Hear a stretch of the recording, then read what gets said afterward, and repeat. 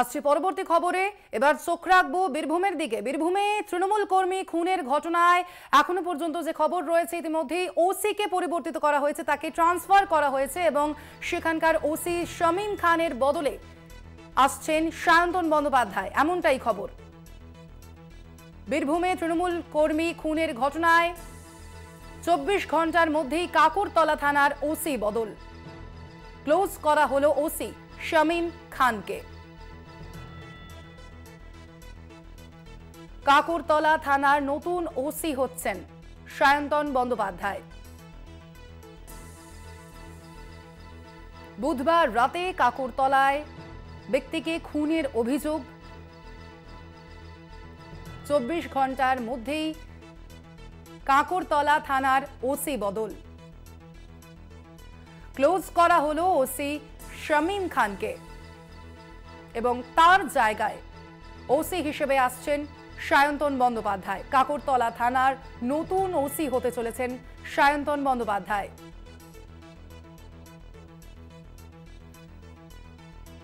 বুধবার রাতে এই ঘটনা ঘটে। এ বিষয়ে আমরা আরো বিস্তারিত জানবো। ফোন লাইনে রয়েছেন আমাদের প্রতিনিধি মনা বীরবংশী। মনা, কি জানা যাচ্ছে? এই যে তৃণমূল কর্মী খুনের ঘটনা ঘটেছিল, তার পরিপ্রেক্ষিতেই কি এই বদল? দেখো, একেবারেই তাই, সেটাই মূলত মনে করা হচ্ছে। তার কারণ হচ্ছে যে বীরভূম জেলা পুলিশের একটা বড় অংশ যারা আধিকারিক, তারা সেটাই বলছেন যে যেহেতু বুধবার রাত্রে কাকরতলা থানার অন্তর্গত খয়রাস্থল ব্লক, সেই ব্লকের অজয়নগর লাগোয়া যেভাবে নৃশংসভাবে মকিন শেখ, স্থানীয় তৃণমূল কর্মী হিসেবে পরিচিত, তার যে খুন হলো, এই খুনের আগে কেন কিন্তু অ্যাডভান্স খবর ছিল না বিশেষ করে কাকরতলা থানার ওসি যিনি ছিলেন শামীম খানের কাছে, বা কাকরতলা থানার যারা আইটি বিভাগে রয়েছে তাদের কাছে এরকম ধরনের একটা ঘটনা ঘটতে পারে, তার আগাম আজ কেন আসেনি?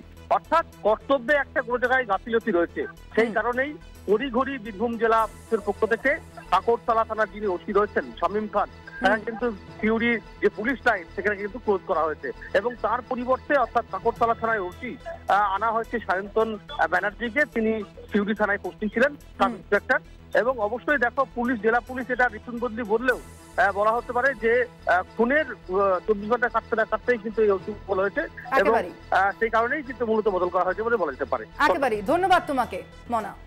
বুধবার রাতে কাকুরতলায় এক ব্যক্তিকে খুনের অভিযোগ এবং সেই খুনের পরিপ্রেক্ষিতেই কাকুরতলা থানার ওসি বদলের ঘটনা।